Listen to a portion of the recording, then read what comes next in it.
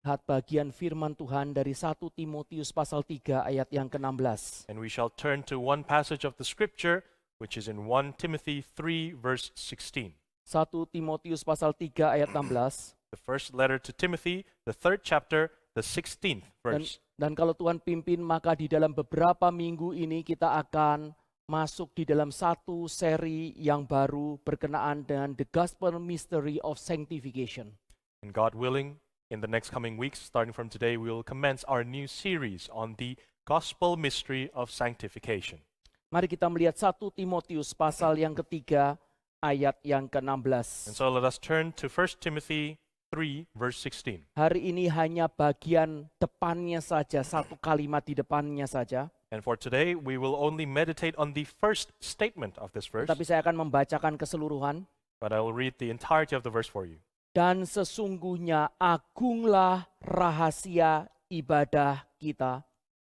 Dia yang telah menyatakan dirinya dalam rupa manusia, dibenarkan dalam roh, yang menampakkan dirinya kepada malaikat-malaikat, diberitakan di antara bangsa-bangsa yang tidak mengenal Allah, yang dipercayai di dalam dunia, diangkat dalam kemuliaan. Great indeed, we confess, is the mystery of godliness. He was manifested in the flesh, vindicated by the Spirit, seen by angels, proclaimed among the nations, believed on in the world, taken up in glory. Mari kita berdoa minta belas kasihan Tuhan. Let us pray for the Lord's mercy. Kami sudah membuka firman-Mu. We have opened your word, Lord, Ajarkan jalan-jalan-Mu kepada kami. and may you teach us your ways, Jalan-jalan kesucian yang tidak mungkin kami bisa dapatkan di dunia ini. the ways of your holiness that we can impossibly gain in this world. Hanya Engkau Allah yang suci, yang memiliki kesucian itu. For you alone, O holy God, who possesses holiness. Dan hanya karena Engkau bekerja di dalam diri manusia, maka manusia yang Engkau sentuhlah yang suci adanya. And because you alone, Lord, is the main cause to work holiness in the man's soul, thus they can live a holy life before you. Kami sungguh minta belas kasihan daripadamu So we ask for your mercy, Lord, untuk mengerti jalan-jalan-Mu, that we may understand your ways, boleh menikmati Engkau, to enjoy you dan juga dibentuk oleh-Mu. and to be shaped by you, Untuk kami boleh berjalan bersama-Mu di tengah-tengah dunia ini dan di dalam kekekalan. that we may walk with you, Lord, on this earth and together in eternity. Urapi hamba-Mu, Anoint your servants urapi juga Hika yang menerjemahkan. and anoint the interpreter. Urapi untuk semua jemaat-Mu, baik yang berbicara maupun yang mendengar. And anoint all your members of your church, Lord, everyone who listens to the sermon. Kami sungguh minta belas kasihan Tuhan. For we truly ask for your mercy. Di dalam nama Tuhan Yesus Kristus kami berdoa. In the name of the Lord Jesus Christ, we pray. Amin. Amen. Minggu-minggu ini kita akan masuk di dalam satu seri baru, The Gospel Mystery of Sanctification. And so, from this week, we will continue on to this new series, The Gospel Mystery of Sanctification. Seri ini akan menjabarkan apa yang Injil itu katakan tentang bagaimana cara kerja Allah menghadirkan kesuciannya ke dunia. And this series will elaborate what the gospel teaches us about how God works to bring about His holiness into the world. Bagaimana cara kerja Allah membentuk umatnya itu menjadi suci. How the Lord works to shape His people to be a holy people. Kalimat mystery of sanctification itu sendiri diambil dari 1 Timotius pasal 3 ayat 16. This word itself, the mystery of sanctification, is taken from this first letter of Timothy. Dikatakan di dalam bahasa Indonesia, meskipun tidak terlalu jelas dalam bahasa Indonesia, agunglah rahasia ibadah kita. In some languages, it is rendered, great is the mystery of our worship.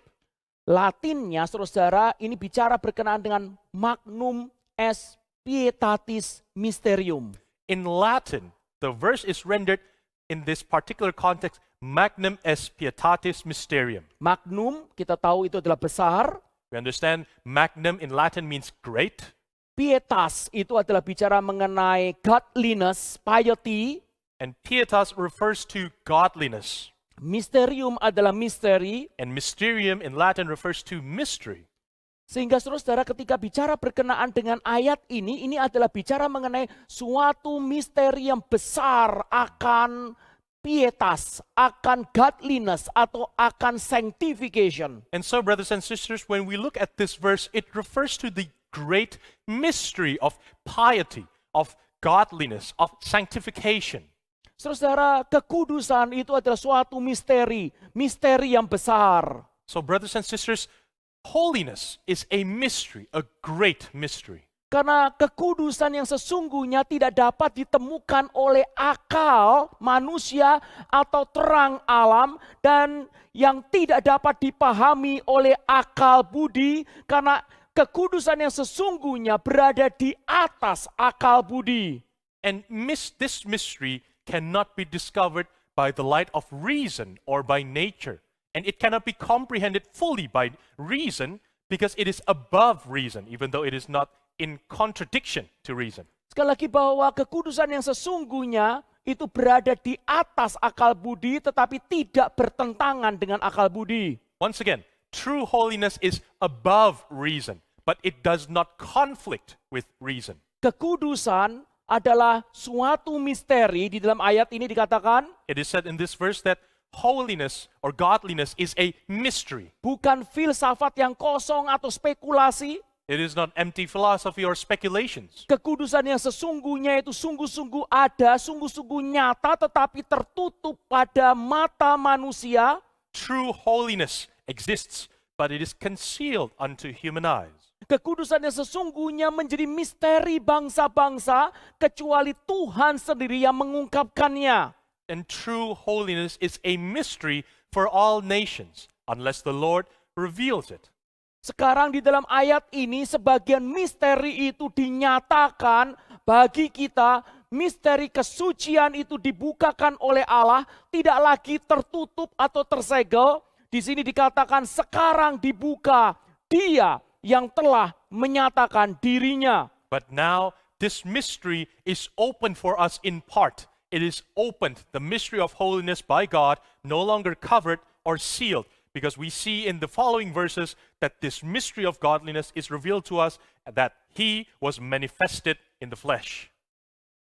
Di tempat yang lain kalimat ini juga bicara berkenaan dengan nilai kekudusan yang tinggi. On the other hand, when this verse says, great is the mystery of godliness, it implies the value of holiness. Saudara, di sini dikatakan sungguh besarlah misteri of godliness itu. That this verse once again renders to us that it is great. The mystery of godliness is tremendous. Sekali lagi menyatakan nilai kekudusan itu. Once again, this word implies and teaches us the value, the weight of it. Kekudusan itu sesungguhnya sangat tinggi dan tidak bisa dipandang rendah. Sesuatu yang tidak bisa kita temukan dimanapun saja, di diri sendiri, di pendidikan, di agama, di tempat sosial, dimanapun saja di dunia ini, saudara tidak akan bisa menemukan kekudusan.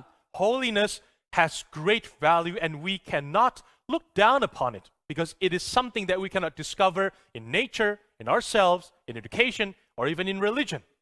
Saudara, kalimat great is the mystery of godliness juga bicara berkenaan bahwa manusia itu tidak bisa dan tidak boleh memandang rendah, mengolok-olok atau tidak berterima kasih jikalau proses pengudusan ini terjadi di dalam hidup kita. And these words, great is the mystery of holiness, teaches us that no man can look down upon it, can scorn it, or be ungrateful if this process occurs in our life. Kekudusan adalah sesuatu yang sangat tinggi, sangat bernilai, sangat berharga.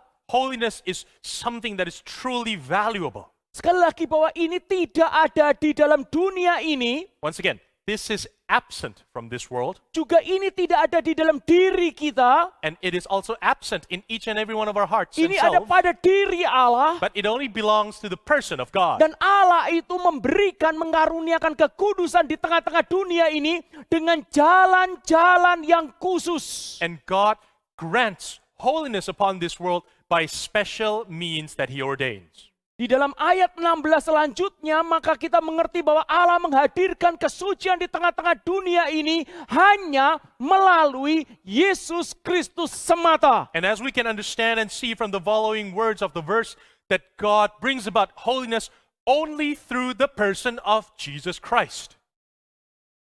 Beberapa hari ini kita akan bicara berkenaan dengan kesucian, dan kesucian adalah inti daripada sifat Allah.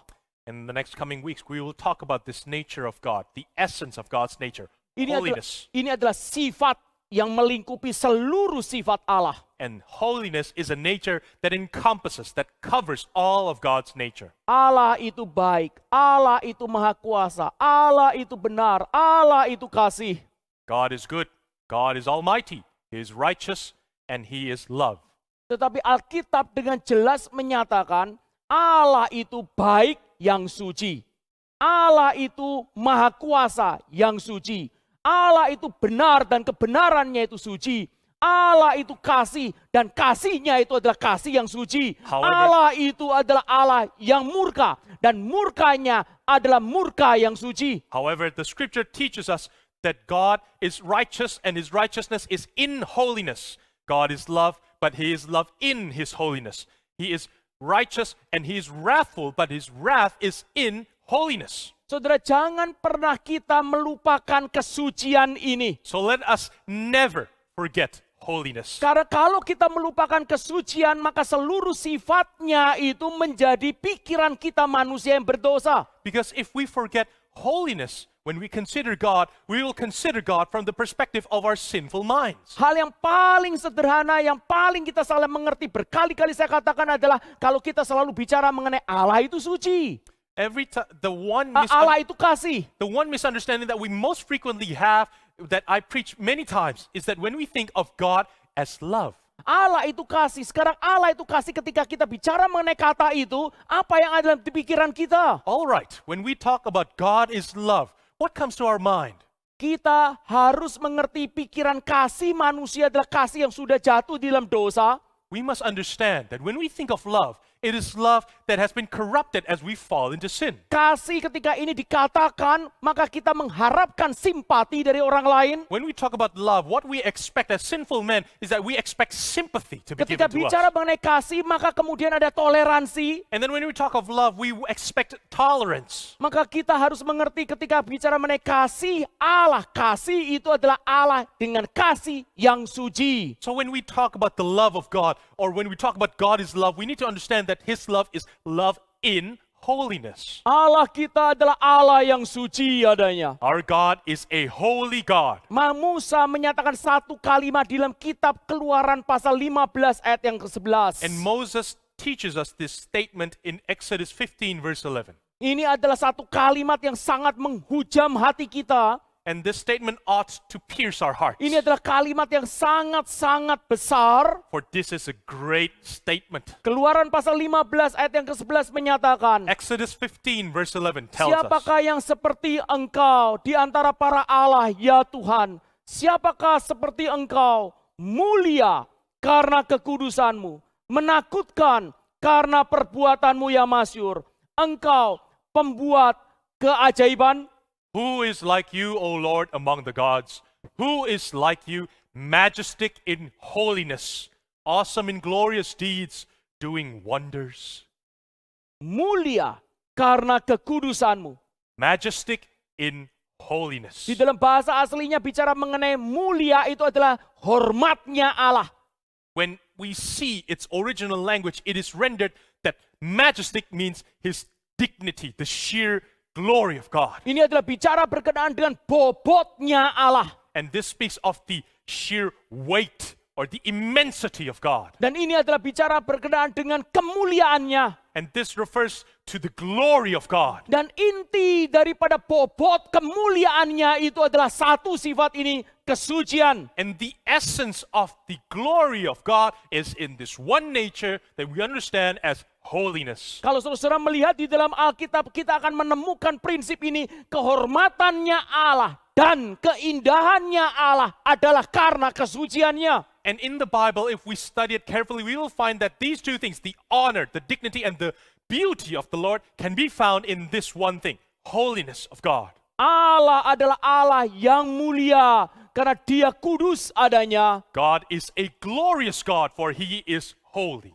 Yesus Kristus, Allah oknum kedua sendiri, dinyatakan di dalam Alkitab yang lahir di dunia ini disebut kudus, anak Allah. The second person of the triune God, Jesus Christ, is also said in the scripture that he is the Holy One of God. Dan kita mengenal Allah pribadi yang ketiga, menyatakan diri sebagai Roh Kudus. And we know that the third person of the triune God reveals himself as the Holy Spirit. Saudara-saudara bisa melihat daripada setiap pribadi Allah, satu sifat yang dimunculkan utama adalah suci. Allah itu kudus, Kristus itu kudus, Roh Kudus. And thus we behold that in the triune God, the primary nature that is shown upon us is holiness. The Holy Father, the Jesus Christ that is Holy Son of God, and the Holy Spirit. Firman-Nya disebut firman yang kudus. And the Word of God, we understand that the Word is called the Holy Word of God. Jalan-Nya disebut jalan yang kudus. The way of the Lord is the holy way. Kediaman-Nya adalah kediaman yang The kudus. dwelling place of God is in holiness. Sekali lagi kita terus memikirkan mengenai the gospel mystery of sanctification.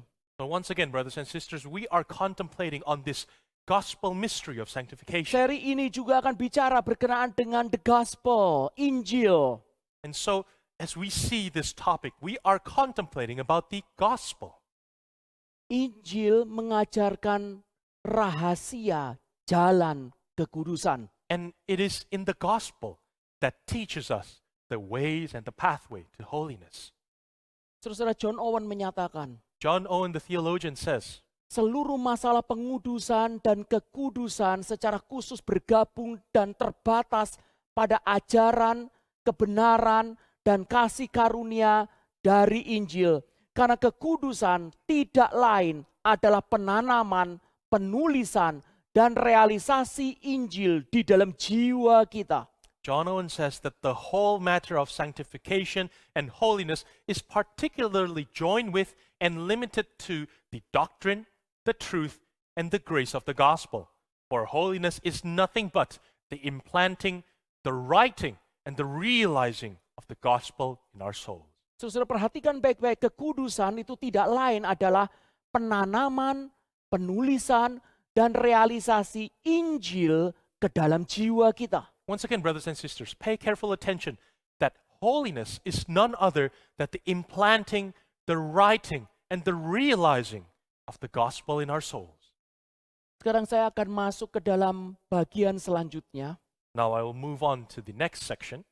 yaitu gambaran yang salah tentang kekudusan. We will first learn about the wrong imagery, the wrong understanding of what holiness is. Saudara, ketika kita mendengar kata kekudusan, apa yang langsung terlintas di dalam pikiran dan timbul di dalam perasaan kita? Now, brothers and sisters, when we think about this word, holiness, what comes to mind? What feelings does it arouse in our heart? Karena kata kekudusan ini sebenarnya sudah terdistorsi di dalam pikiran kita. Because in all honesty, this word holiness has been greatly distorted in our heart. Kekudusan ketika kata ini muncul, kita sering menganggapnya sebagai ajaran agama yang asam, yang pahit.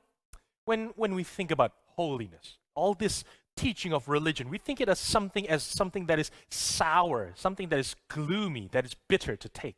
Salah satu gambaran yang paling umum ketika kata kudus ini ada di dalam pikiran kita adalah kita langsung menyamakannya dengan orang Farisi. And one of the most clear imagery that we see in general when we think of holiness is the Pharisees. Yang ekstrim, fanatik, keras, kaku, jauh dari kebahagiaan dan sukacita. Extremists, fanatical with their religion, stiff, and far from all joy and happiness. Kalau saudara membaca daripada buku-buku Puritan, When you read the books of the Puritans, sebenarnya kata Puritan itu sendiri adalah bukan kata yang hormat, itu adalah suatu sindiran terhadap kelompok orang yang mengejar kekudusan. their title itself, Puritan, is actually not an honorable word. It is a mocking word. It is a jeer that people say to mock their ways of holiness. Orang-orang mengatai mereka adalah Puritan karena mereka yang mengejar kekudusan itu, mereka itu adalah orang yang tidak bisa berbahagia.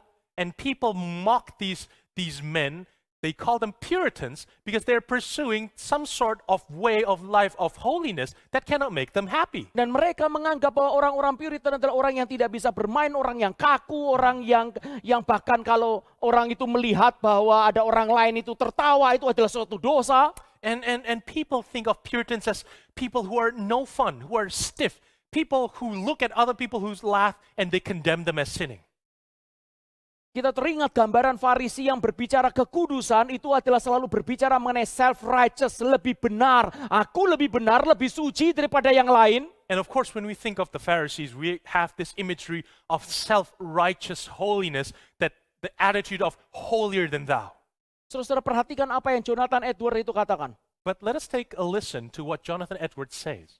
Kita cenderung mengambil atau meminum gambaran gagasan aneh tentang kekudusan sejak masa kanak-kanak kita. Seolah-olah kekudusan itu adalah hal yang melankolis, murung, masam, yang tidak menyenangkan. Tetapi demikian kata Jonathan Edwards, sesungguhnya kekudusan itu adalah sesuatu yang manis dan sangat indah. Jonathan Edwards says, we are apt to drink in strange notions of holiness from our childhood, as if it were a melancholy, a gloomy and sour, unpleasant thing. But listen to what Jonathan Edwards says. There is nothing in holiness but what is sweet and lovely. Jonathan Edwards mengatakan sesungguhnya kekudusan adalah hal yang paling indah dan paling dirindukan oleh jiwa kita. And Edwards teaches us that holiness is indeed the most beautiful and lovely thing that is the desire of our souls. Thomas Brooks menggunakan satu kalimat yang sangat mencengangkan saya. And one Puritan, Thomas Brooks, uses this particular way of describing it that astounded me greatly. Dia menggunakan ilustrasi sebuah bunga yang masih kuncup dan kemudian mekar secara penuh. And Thomas Brooks uses this imagery of a budding flower that blooms. Nah, saudara, ini yang dikatakan oleh dia. So this is what he said. Kesucian adalah nama lain dari kebahagiaan. Holiness is but happiness in another name. Kesucian adalah kebahagiaan pada waktu kuncup, dan kebahagiaan adalah kesucian di saat mekar penuh. Holiness is happiness in the bud, and happiness is holiness in its bloom. Kebahagiaan adalah intisari kesucian. Happiness is none other than the quintessence of holiness. Sekali lagi, saudara, Once again, kesucian adalah nama lain dari kebahagiaan. holiness is but happiness in another name. Kesucian adalah kebahagiaan pada waktu kuncup, Holiness is but happiness when it is in the bud, dan kebahagiaan adalah kesucian di saat mekar penuh. and happiness is but holiness when it is bloom. Kebahagiaan adalah intisari kesucian. For happiness is none other than the quintessence of holiness. Maka jalan kebahagiaan manusia adalah satu-satunya ini, yaitu kesucian. So the only path to human happiness, the only way to be happy is to be holy. Jikalau keluarga kita mau bahagia, maka kita mengejar kesucian. If we want our families to be happy, then we ought to pursue holiness. Jikalau engkau melihat ada orang yang engkau kasihi, maka engkau berlakulah suci kepada dia untuk dia boleh bahagia. If you want someone who you care to be happy, you act in a holy manner to show your love to them. Anak-anak muda, engkau yang mengatakan bahwa engkau mengasihi seseorang tetapi engkau melanggar kesucian, engkau sebenarnya tidak memiliki kasih kepada orang tersebut. Young men, young women, if you say that you love someone but you profane the holiness of God, you are in fact not loving to them. Sebaliknya, jikalau kita sungguh-sungguh menyayangi orang tersebut, On the contrary, when we truly love someone, maka mintalah untuk Tuhan menjagai kita di dalam kesucian. ask that the Lord may guard our hearts in holiness and purity. Kesucian adalah nama lain dari kebahagiaan. For holiness is another name for happiness. Saudara, sekarang saya akan masuk ke dalam topik yang lain yang penting. Now, brothers and sisters, I want to address another important topic to you. Musuh kekudusan Alkitabiah. It is the enemy of biblical holiness. Saudara, musuh kekudusan Alkitabiah. The enemy of biblical holiness. Manusia itu sering sekali terjebak di dalam kerohanian-kerohanian yang palsu. Now, people, human beings, are often apt to fall into false or virtual sorts of spirituality. Dan di dalam poin ini maka kita menghadapi sesuatu yang sehari-hari kita temui di dalam isi hati kita. And in this particular context, we are actually facing things that we face in our daily basis. Ini adalah musuh yang besar di dalam diri kita. This is a great foe in each and every one of our hearts. Saudara perhatikan baik-baik, ada dua musuh utama kekudusan Alkitabiah. Listen carefully. There are two main enemies of holiness in Yang the Bible. pertama adalah antinomianism, yang kedua disebut sebagai legalism. We call the first antinomianism, and we call the second legalism. Sebagian orang yang tidak belajar terlalu belajar teologi, kalimat-kalimat teologi, mungkin sudah tidak terlalu mengerti kalimat ini. Now, for some who are not tend to study theology often would not be familiar with this phrase. Tetapi orang yang belajar teologi akan memikirkan bahwa kalimat antinomianism dan legalism itu adalah bicara mengenai doctrinal position. But for those who study theology, you might tend to think that antinomianism and legalism is simply just doctrinal standpoints on which we stand Tetapi on. sebenarnya ini adalah sesuatu yang luar biasa berakar dalam di dalam hati manusia kita semua yang sudah jatuh dalam dosa. But the truth of the matter is that these two things are elements that are deeply rooted in our sinful souls. Ini adalah posisi hati yang tidak bisa terhindarkan oleh kita. This is the position of our heart, and we cannot avoid going into either one of the two. Dan isi hati ini akan tercermin di dalam hidup sehari-hari ketika kita berespon kepada Allah. And this rooted contents of our heart will be reflected on our daily responses to Ini adalah God. jebakan yang real, jebakan yang luar biasa hebat.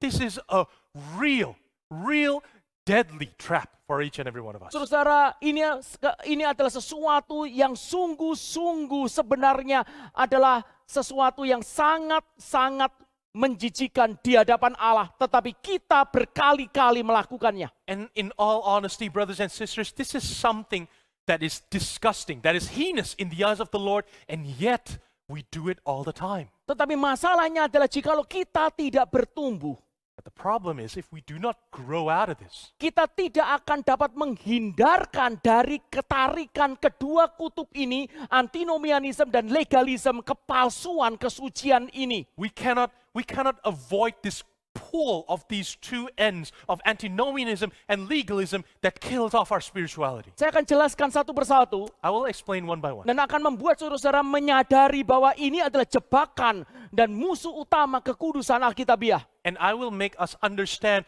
that these two things are the enemy of biblical holiness. Dan ini ada pada diri saya, pada diri saudara. And the truth of it is that it exists in you, it exists in me. Dan bagi saya ini adalah sesuatu yang sifatnya akar daripada dosa. And for all of us, this is the root cause of sin. Masuk luar biasa di dalam tanah hati kita. It is deeply grounded, deeply rooted under Dan the hanya foundations of our bisa heart. dibereskan seumur hidup nanti ketika kita itu bertemu dengan Kristus melalui proses pengudusan Alkitabiah yang sesungguhnya. And throughout our whole lives, it can only be uprooted. It can only be resolved by the process of God's sanctification in our lives. Saya akan bicara yang pertama adalah antinomian. I will first address antinomianism. Apa itu antinomian? What is antinomianism? Antinomian berasal daripada dua kata, anti, lawan, dan nomos, hukum. Antinomianism comes from two Latin root words, anti, which is against, and nomos, which is law. Jadi melawan hukum. So against the law.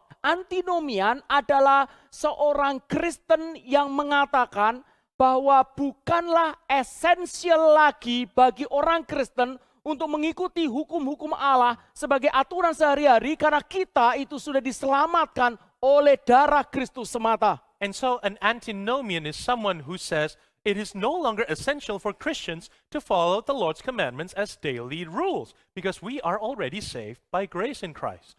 Saya sudah diselamatkan oleh Allah di dalam Kristus Yesus melalui penebusan di atas kayu salib. I have been saved. I've been redeemed by God through Jesus Christ dying on the cross for me. Maka keselamatan saya tidak lagi bergantung kepada hukum-hukum Allah. And so because I'm saved, I no longer need to depend on God's laws for salvation. Hukum-hukum Allah tidak harus saya taati lagi. Ergo, I don't need to obey God's laws.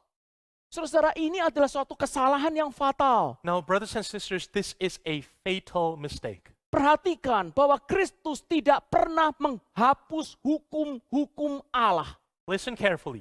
Christ never abolished the law of God, Hukum Allah itu tetap ada sampai selama-lamanya. but the law of God abides forevermore. Sebaliknya malahan, On the contrary, ketika Kristus masuk di dalam hidup kita, when Jesus enters into our lives, Alkitab mengatakan rohnya itu hidup di dalam hati kita. the Bible teaches us that His Spirit dwells within us. Roh itu akan memampukan kita melakukan hukum Allah di dunia ini. And that self-same Spirit of God is what enables and empowers us to do the laws of God in this world. Sekali lagi, roh Allah dalam hati kita yang memampukan kita melakukan hukum-hukum Allah di dalam dunia ini. Once again, the Spirit of God that empowers and enables us to do the laws of God in this world. Tentu tidak ada satu orang pun yang bisa melakukannya dengan sempurna.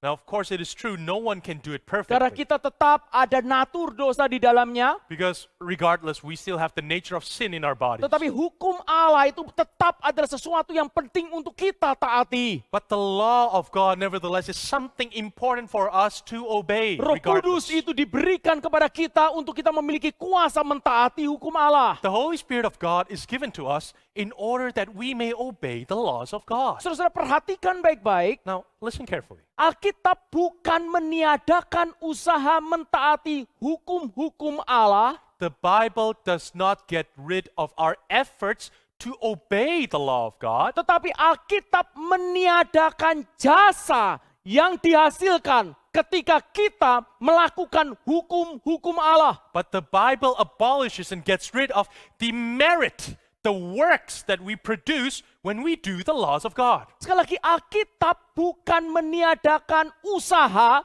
mentaati hukum-hukum Allah, Once again, the Bible does not abolish or remove our efforts to obey the Word of God. Alkitab tetap mengajarkan bahwa kita harus mentaati hukum-hukum Allah, The Bible still teaches us that we ought to obey and do the law of God. tetapi Alkitab meniadakan jasa yang dihasilkan ketika kita mentaati hukum-hukum Allah. The Bible gets rid of the merit, the contribution of ourselves when we do the work of God. Sekali lagi, yang ditiadakan itu jasanya, bukan usahanya. So what is being removed is not our effort, it is our merit. Saudara, lebih lanjut lagi, Alkitab mengajarkan melakukan hukum Allah adalah buah yang pasti ada di dalam setiap hati yang sudah menerima Kristus Yesus. Furthermore, the Bible teaches us to do the law of God is a fruit of receiving Christ in our hearts. Jadi seseorang yang sudah menerima Yesus Kristus dalam hatinya, So for someone who received Christ in their heart, ada perubahan di dalam hatinya. there is a change in their heart. Manusia yang lama sudah berlalu dan yang baru sudah datang. The old man has gone, the new has come. Dan salah satu elemen yang utama ketika Alkitab mengatakan bicara berkenaan dengan sesuatu yang baru itu adalah bagaimana memandang hukum-hukum Allah. And one of the new things that come with the new man is the new understanding of how we see the laws of God. Maka orang tersebut memiliki kerinduan untuk melakukan hukum-hukum Allah. Which is the person now has a desire to do the law of God. Bukan untuk diselamatkan, Not to be saved, tetapi karena sudah diselamatkan maka memiliki kerinduan itu. but because they are already saved, they have that desire. Saudara, saya sudah bicara berkenaan dengan musuh kekudusan Alkitabiah pertama, yaitu antinomian. And so, brothers and sisters, I have spoken of the first enemy of biblical holiness, that is antinomianism. Sekarang saya akan bicara mengenai musuh yang kedua daripada kekudusan Alkitabiah adalah legalisme. And now I will talk about the second enemy, that is legalism. Saudara perhatikan baik-baik, legalisme dan antinomian itu bukan sesuatu posisi yang berhadapan-hadapan. Mereka adalah anak kembar tetapi tidak identik dari rahim yang sama. Pay careful attention that antinomianism and legalism, they are not opposing one another.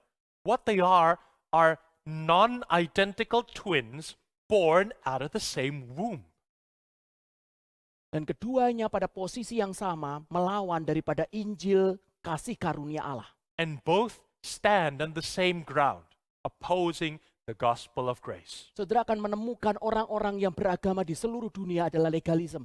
You will find that all religious people in the world follow this legalism. Dan ini sangat terkenal sekali dalam Alkitab kita bicara mengenai orang-orang Farisi. And we know it is very famous or infamous because in the Bible it talks about the Pharisees. Apa itu legalisme? So what is legalism? Orang-orang really? legalisme itu adalah menganggap bahwa mentaati secara sempurna hukum-hukum Allah memberikan kita jasa untuk diterima oleh Allah. So legalism means it believes that by obeying perfectly the entire laws of God gives us merit to deserve to be accepted by God. Sekali lagi, kalau saya melakukan hukum Allah, saya akan mendapatkan jasa. So once again, when we do something good, we work something right, that means we have merit because we worked for it. Allah akan makin menerima saya. And because I have merit, I have accumulated merit, God will be more receptive. He Allah will be more makin receiving. mencintai saya. And He will grow to love me more. Saudara, banyak orang Kristen memberlakukan hukum-hukum Allah, mentaati hukum-hukum Allah, sebenarnya adalah di dalam kerangka covenant of work, bukan covenant of grace. And in fact, brothers and sisters, many Christians in their lives apply or treat the laws of God in the frame of the covenant of work instead of the covenant of grace. Melihat hukum-hukum Allah sebagai aturan do and don't. And basically what that means is that to see the laws of God as simply a set of commandments of the do's and don'ts that we need to do. Daripada melihat hukum Allah sebagai prinsip-prinsip kehidupan berjalan bersama dengan Allah yang indah. And this is done instead of seeing the law of God as life principles to enjoy a beautiful life walking with God.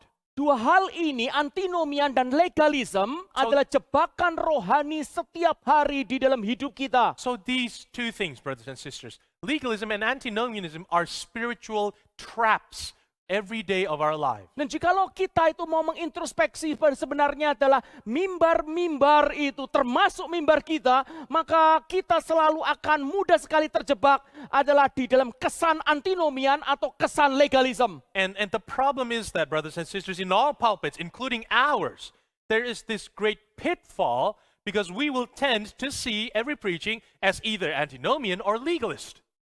Bagi saya, kata mystery of godliness atau sanctification sangat tepat menggambarkan bagaimana nilai yang tidak terukur dari kekudusan yang sesungguhnya, kekudusan Alkitabiah.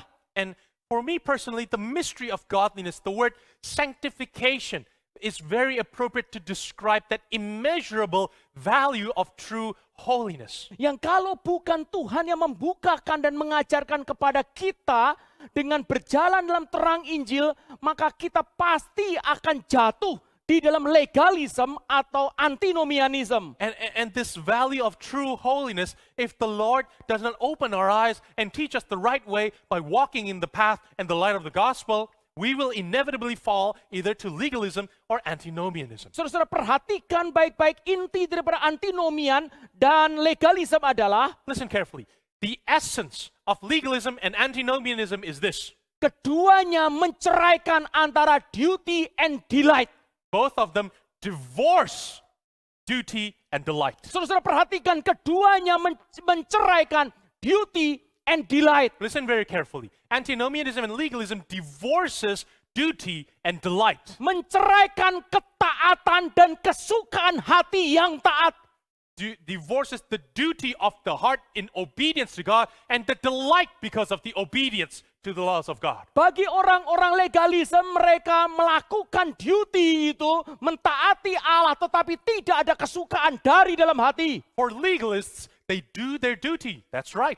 But they do it without a joy and delight from their hearts. Bagi orang-orang antinomianisme, mereka mau menemukan kesukaan dengan menghindarkan ketaatan. And for the antinomian, they want to seek delight in God by avoiding to do their duty. Hanya pengertian Injil yang benar di dalam terang ilahi, It is only the right understanding of the gospel of God through the divine illumination of our minds. Dan ini adalah melampaui dari sekedar hanya tatanan doktrin. And this illumination goes beyond sets of doctrine that we learn. Tetapi Allah menghidupkan Injil ini di dalam kehidupan kita, dalam proses pengudusan. But illumination means God brings that gospel into life in sanctification of our daily steps. Tanpa pekerjaan Roh Kudus melalui Injil dalam hidup kita, Without the work of the Holy Spirit indwelling in us, working in us, maka kita selalu akan menceraikan antara duty and delight, obedience dan kesukaan. then we will always divorce duty and delight. We will always separate between our obedience and our joy.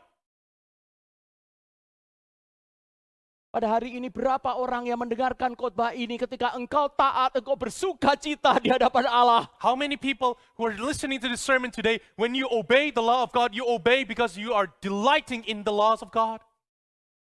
Berapa banyak dari kita, How many among us?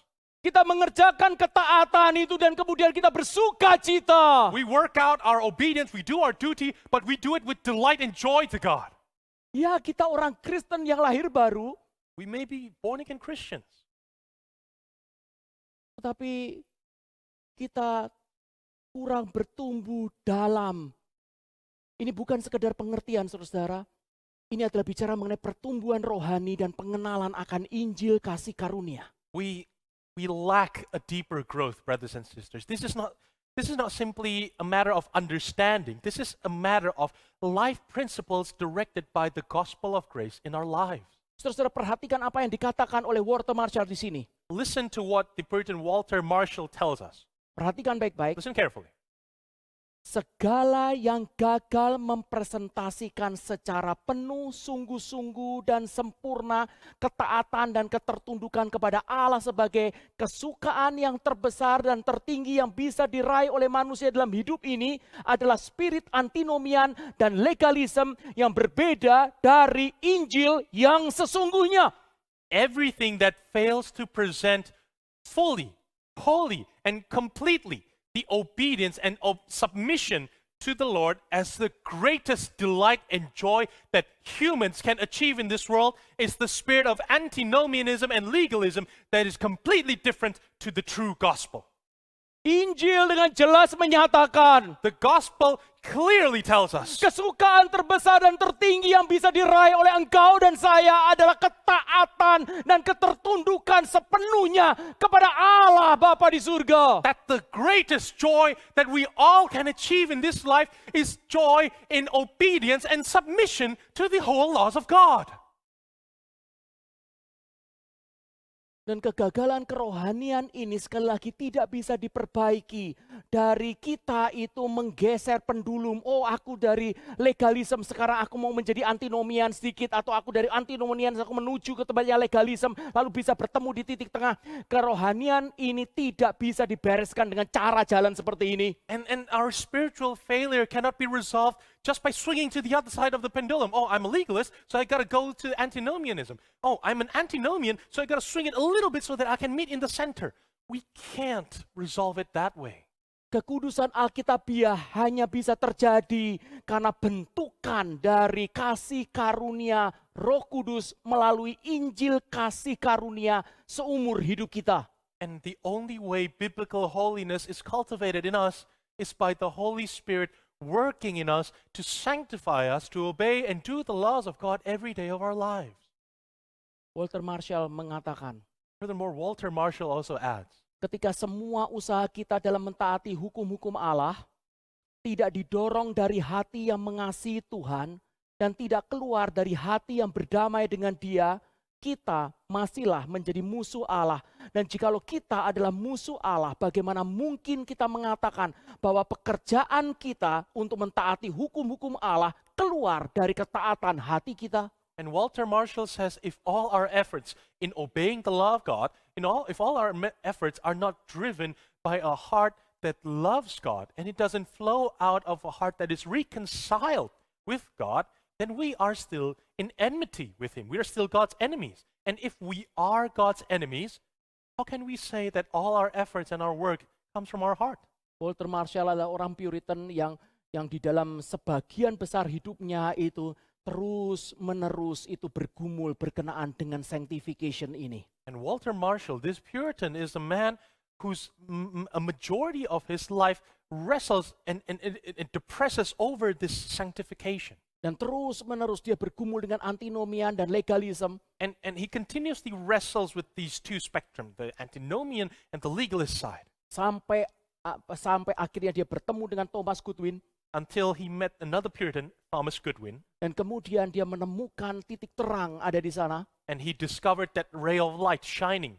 Dan 14 tahun terakhir sisa hidupnya sebelum dia mati, dia menuliskan tulisan-tulisan yang berkenaan dengan sanctification, biblical sanctification. And his last 14 years of his life, he dedicates to write all the teachings on biblical sanctification. Saudara, saya sudah berbicara berkenaan the gospel mystery of sanctification. I've spoken of the gospel mystery of sanctification. Saya sudah bicara berkenaan sanctification adalah sesuatu yang besar, ini adalah sesuatu misteri.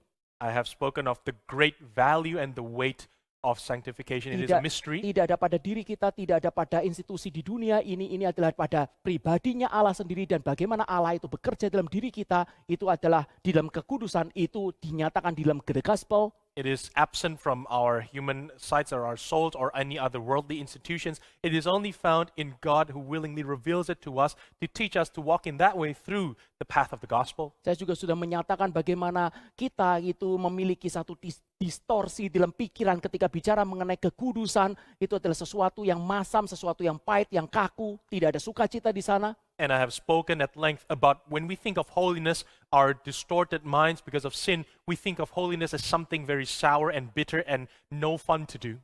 Kristus Yesus yang suci dan paling suci itu adalah sumber sukacita kita, Pak. The Christ, the Holy One of God, ought to be our source of joy. Dan saya juga sudah menyatakan berkenaan dengan musuh utama dari kekudusan Alkitabiah. And I have highlighted also the main enemies of biblical holiness. Dan terakhir, secara singkat, saya akan membawa saudara untuk sekali lagi mengerti untuk apa Tuhan itu meminta kekudusan di dalam hidup kita.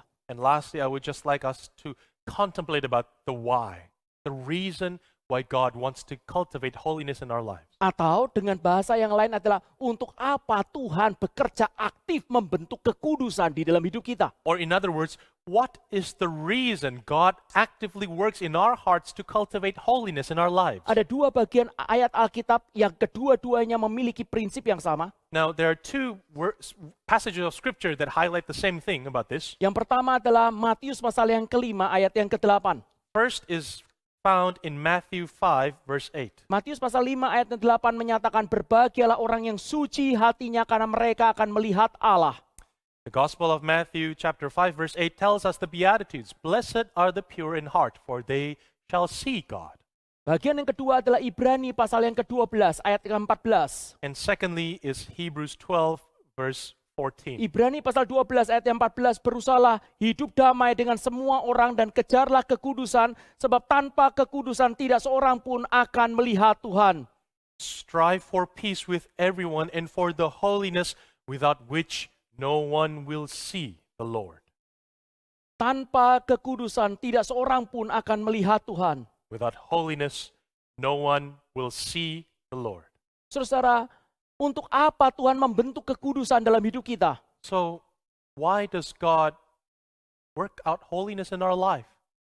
Untuk apa Tuhan itu mempertumbuhkan kesucian di dalam hidup kita?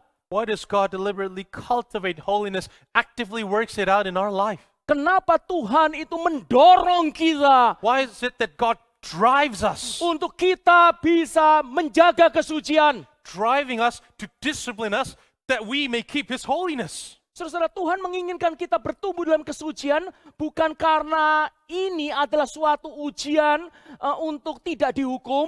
Now, brothers and sisters, God drives us to go in holiness, not in order that we may not be punished. Bukan pula untuk hanya sekedar persiapan untuk masa depan kita, surga yang memang adalah tempat yang suci. It is not simply a preparation that we can go to heaven because heaven is a holy place. Tetapi prinsip utamanya adalah But the principle of the matter covenant. is the covenant. Dia menginginkan kita bisa enjoy life with Him lebih lagi.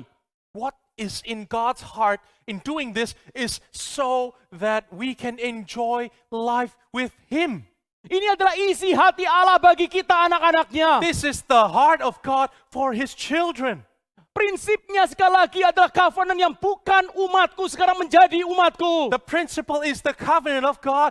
Those who are not my people are now my people. Allah mengikatkan perjanjian dengan kita. God binds Himself in a covenant with us. Dan ini adalah perjanjian Dia dengan kita, umatnya, pribadi dengan pribadi. And it is a commitment, a covenant that He makes as an individual with each and every one of us, His believers, as an individual too. Apa yang menjadi tujuan hidup manusia sesungguhnya? So what is the chief end of man? Yaitu to glorify Him and to enjoy Him forever. Untuk mempermuliakan Allah dan menikmati Dia selamanya. Dan itu dengan jalan apa? And with what way do we do Dengan this? jalan kesucian. With the path of holiness. Bukankah kalau kita tidak menjaga kesucian, kita hidupnya itu sulit sekali untuk berdamai dengan Allah? Isn't it the case when we not live in holy lives, we find it really hard to reconcile with God? Tetapi ketika kita berada dalam kesucian, But when we are in holiness, kita memiliki satu relasi yang intim dengan Allah. we have an intimate relationship with God. Alkitab mengatakan kita memandang Dia dalam kesucian. The Bible says that with the purity in our hearts, we see God. Yang suci hatinya yang melihat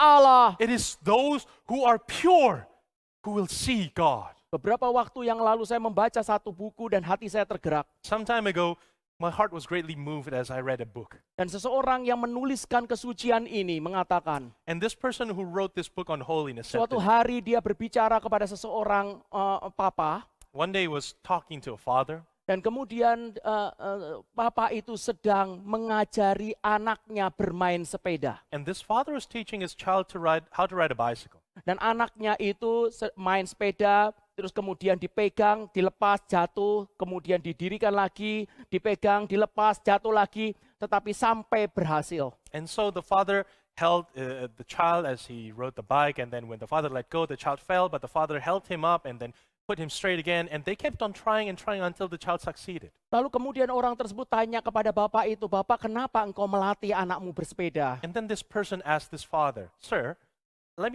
can I ask you a question? Why do you bother teaching your child to ride a bicycle?" Ya, saudara-saudara, anak itu dilatih bersepeda supaya suatu hari dia bisa diminta oleh papanya untuk membeli barang di toko. And so the answer is yes, the son is trained to ride a bicycle so that one time if the father needs something from a shop, the son can just ride a bike to go there. Suatu hari pada waktu remaja dia bisa mencari uang tambahan dengan menghantar koran ke rumah-rumah. And it's an investment for the future. So when the child grows into a teenager, needs pocket money, they can work for it, they can deliver newspapers to houses. Ya, itu semua akan berguna pelajaran sepeda itu. So that lesson of bike riding is useful for the child. Tetapi papa itu kemudian mengatakan sesuatu yang paling penting. But the father then says the most important thing, Aku mengajari anakku bersepeda I'm teaching my child to ride a bicycle supaya dia bisa mengalami betapa menyenangkan angin yang semilir itu menerpa rambutnya, kesukaan yang didapat ketika dia bersepeda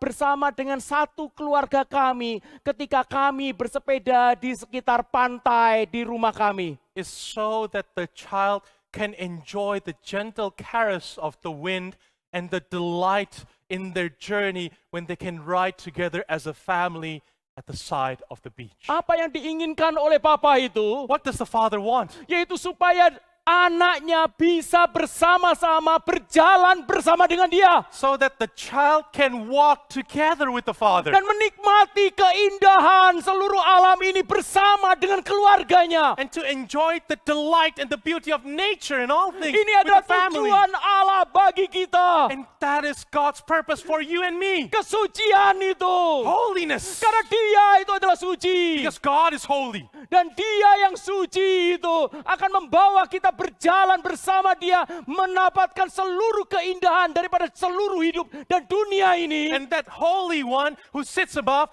leads us in the walk of our life to grow to be holy, to enjoy this world with Him. Itulah sebabnya dia membentuk kesucian di dalam hati And that kita. is why He disciplines us in holiness.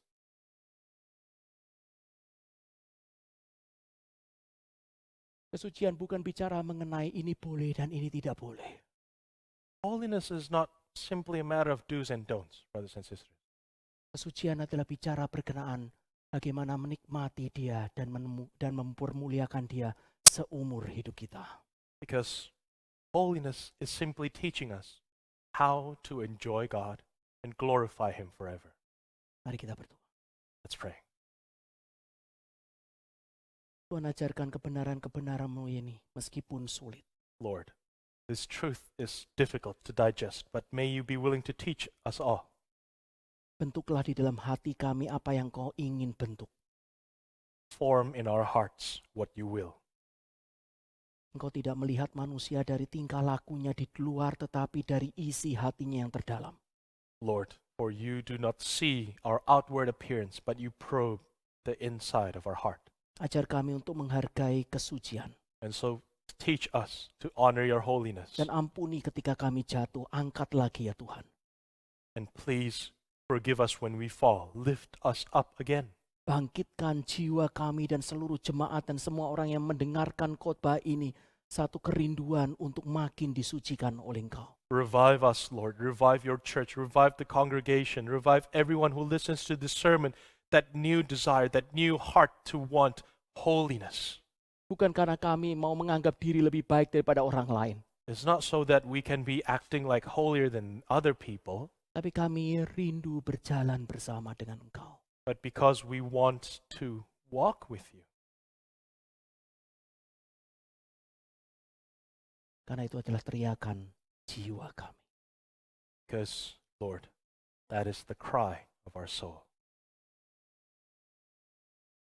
Kuduskan semua orang yang mendengarkan firman pada pagi hari ini. May you sanctify those who listen to your word this morning. Tanam dan tumbuhkan kesucian Kristus di dalam hidup kami. And plant deep the holiness of Christ in our lives. Di dalam nama Tuhan Yesus Kristus kami berdoa. We ask this in the name of the Lord Jesus Christ. Amin. Amen. Mari kita bangkit berdiri. Let us take to our feet.